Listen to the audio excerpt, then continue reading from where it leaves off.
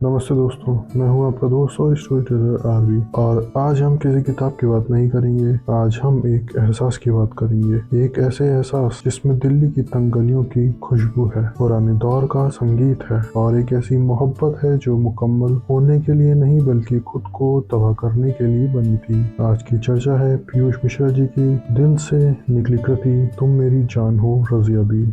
आज जब मैं आपसे बात करने बैठा हूँ तो मेरे हाथ में सिर्फ एक किताब नहीं बल्कि एक इंसान के कलेजे का टुकड़ा है। हम अक्सर लेखकों की बात करते हैं, उनकी कल्पनाओं की बात करते हैं, लेकिन आज जिसकी चर्चा है वह कोई साधारण लेखक नहीं है। वह एक आवारा परिंदा है, वह एक विद्रोही कलाकार है, वह एक जख्मी शायर है और वो है पीयूष मिश्रा जी।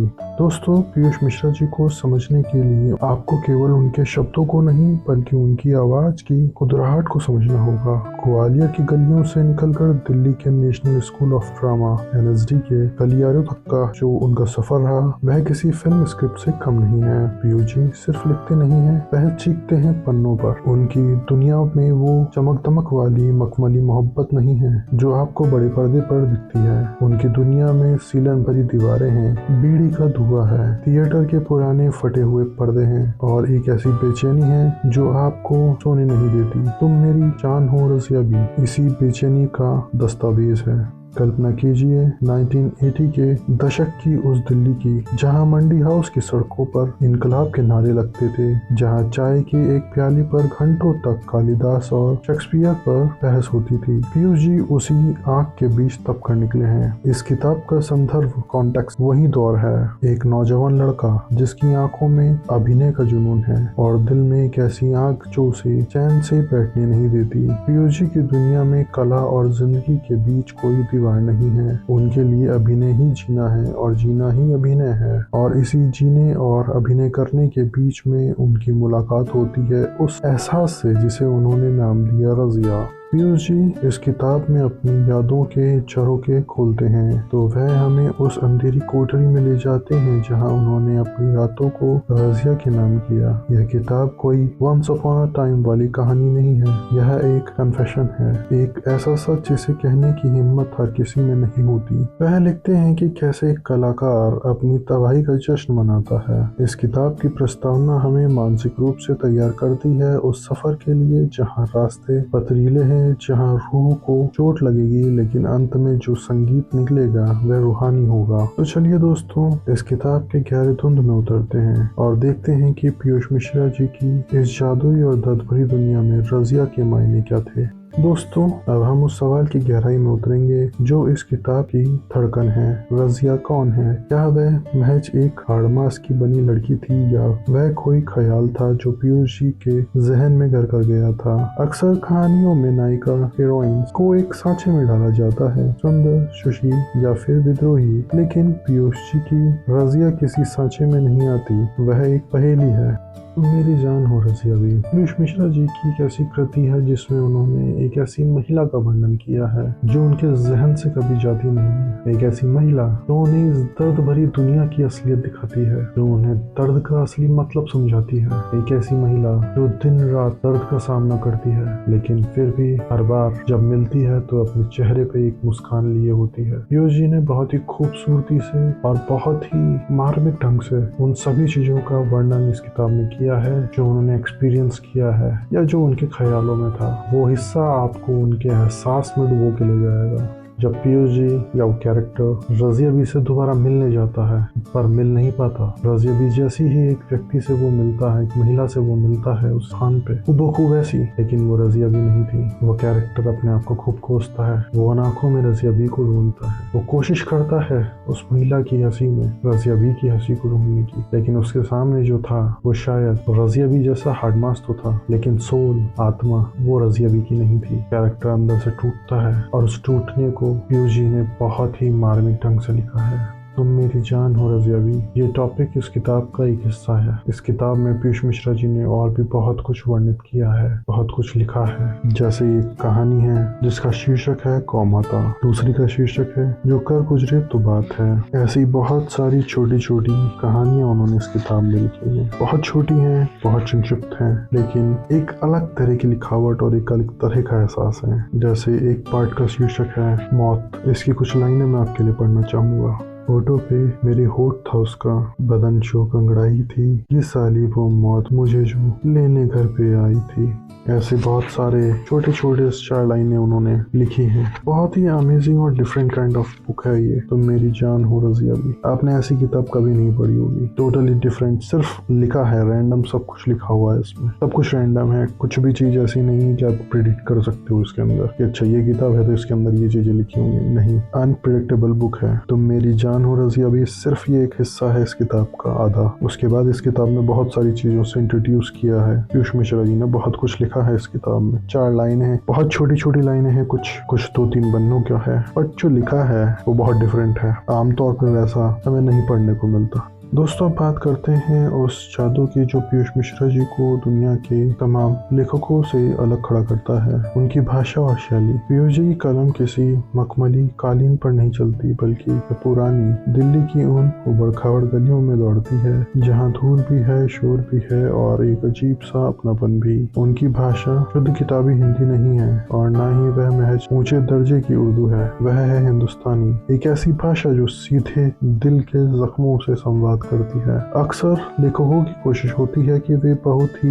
अलंकृत और सुंदर शब्दों का प्रयोग करें, लेकिन पीयूष जी का मानना है कि सच हमेशा सुंदर नहीं होता, वह कच्चा होता है। इस किताब में जब वह रज़िया के बारे में लिखते हैं तो उनके शब्दों में एक खुदराहट महसूस होती है। वह मोहब्बत शब्दों की जगह अक्सर उसे तड़प का इस्तेमाल करते हैं, जो पढ़ने वालों के गले में फांसी के तरह अटक जाते हैं। उनकी भाषा में एक मर्दानगी भी है और एक बच्चे जैसी मासूमियत भी। वह अपनी बातें कहने के लिए किसी पर्दे का इस्तेमाल नहीं करते, वे अपनी भावनाओं को बिना किसी बनावट के सामने नंगा रख देते हैं। क्योंकि इस कहानी का एक बड़ा हिस्सा दिल्ली, मंडी हाउस और थिएटर के इर्द गिर्द घूमता है, तो पीयूष मिश्रा जी की शैली में भी वही रंग नजर आता है। उनकी भाषा में चाय की प्याली की खनक है, सिगरेट का धुआं है और उन तंग गलियों की सीलन भरी गंध है। वह जब वर्णन करते हैं तो सिर्फ दृश्यों का नहीं, एहसासों का वर्णन भी करते हैं। उनकी शैली में एक लय है, जब आप पढ़ते हैं तो आपको लगता है कि कोई आपके सामने बैठकर हारमोनियम के धुन पर ये दास्तानें सुना रहा है। यह एक ऐसी शैली है जिसे पढ़ना नहीं बल्कि सुनना और महसूस किया जाता है।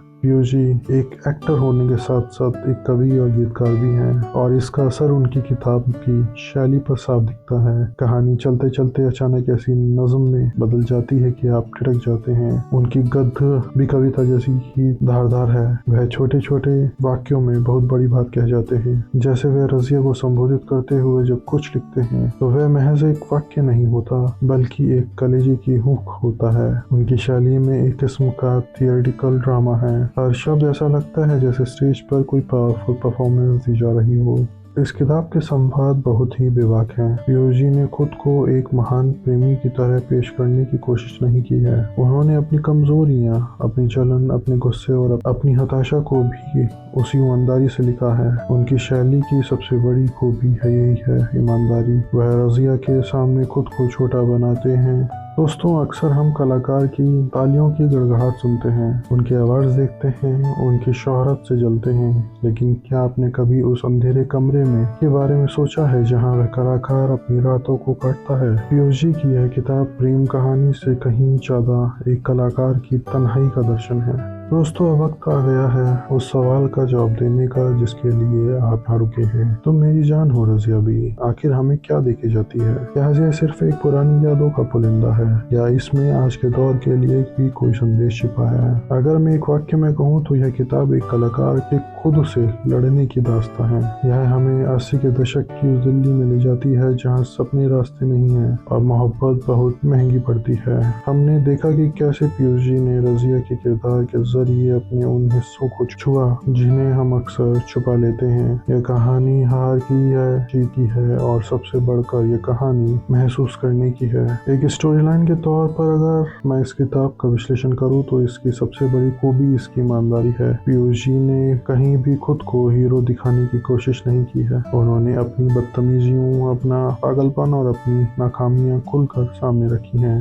उनकी भाषा आपको किसी और दुनिया में ले जाती है। आप उन सिगरेटों के धुआं को महसूस करते हैं। आप मंडी हाउस की चाय का स्वाद चख सकते हैं। यह किताब हर किसी के लिए नहीं है। अगर आप एक सीधी सादी हैप्पी एंडिंग वाली लव स्टोरी ढूंढ रहे हैं तो शायद आप निराश हों। इसकी शैली थोड़ी बिखरी हुई है, जैसे इंसानी यादें होती हैं, कभी यहाँ कभी वहाँ। इसे पढ़ने के लिए आपको थोड़ा सा सब्र और थोड़ा दर्द सहने की आदत होनी चाहिए। मैं ये किताब हर उस इंसान को रिकमेंड करूंगा जो पीयूष मिश्रा जी के शब्दों के पीछे छिपे इंसान को जानना चाहता है, जो यह समझना चाहता है कि एक रचनात्मक इंसान का दिमाग कैसे काम करता है, और वह हर शख्स जिसने कभी न कभी किसी ऐसी रज़िया को चाहा है जिसे वह पा न सका हो। यह किताब उन लोगों के लिए एक मरहम है जो अपने अधूरेपन में अकेले महसूस करते हैं। मेरी नज़र में तुम मेरी जान हो रज़िया भी कोई सामान्य किताब नहीं, यह एक इमोशनल टेक्स्ट है जिसमें लेखक ने अपना सारा गुबार उड़ेल दिया है। यह शायद सुंदर ना लगे किसी को, लेकिन यह सच्ची है, और सच हमेशा सुंदर से ज़्यादा ताकतवर होता है।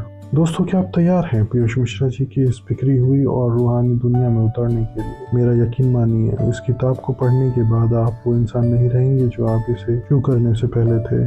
तो दोस्तों, आज का सफर यहीं तक था। हमने पीयूष जी की रूह को टटोला, रज़िया के अक्स को देखा और उस अधूरेपन को समझा जो असल में हमें पूरा करता है। चलते चलते बस एक बात कहना चाहता हूँ, हम अपनी पूरी जिंदगी परफेक्ट होने के पीछे भागते रहते हैं। Perfect career, perfect partner, perfect life. लेकिन पीयूष जी की यह दास्तां हमें सिखाती है कि हमारी खामियां ही हमें इंसान बनाती हैं। हमारा टूटना, हमारा बिखरना और हमारा किसी की याद में रातों को जागना, यही वो चीज है जो हमें जिंदा रखती है। रज़िया भी शायद कभी नहीं लौटी, लेकिन उन्होंने दुनिया को वह पीयूष जी दे दिए जिसे आज हम सुनते हैं, पढ़ते हैं और प्यार करते हैं। कभी कभी किसी का चले जाना उसके साथ होने से कहीं ज्यादा बड़ा मकसद पूरा कर जाता है।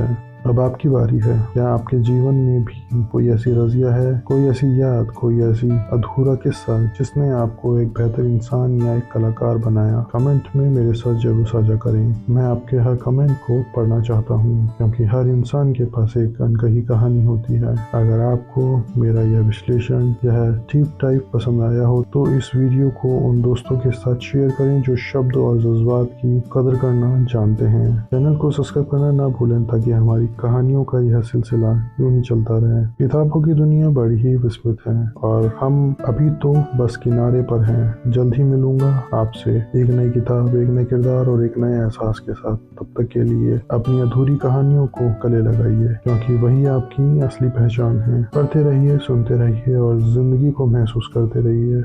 आप सुन रहे थे पीयूष मिश्रा जी की लिखी किताब तुम मेरी जान हो रज़िया भी। तो दोस्तों, यह थी आज की पूरी कहानी। आपकी क्या राय है कमेंट में जरूर बताइएगा। अगर आपको कहानी पसंद आई हो तो इसे लाइक करें, शेयर करें और चैनल को सब्सक्राइब करना बिल्कुल ना भूलें। बेल आइकन दबाइए ताकि आपको हमारे नए वीडियो की नोटिफिकेशन सबसे पहले मिले। मिलते हैं अगले वीडियो में, तब तक के लिए जय हिंद, धन्यवाद।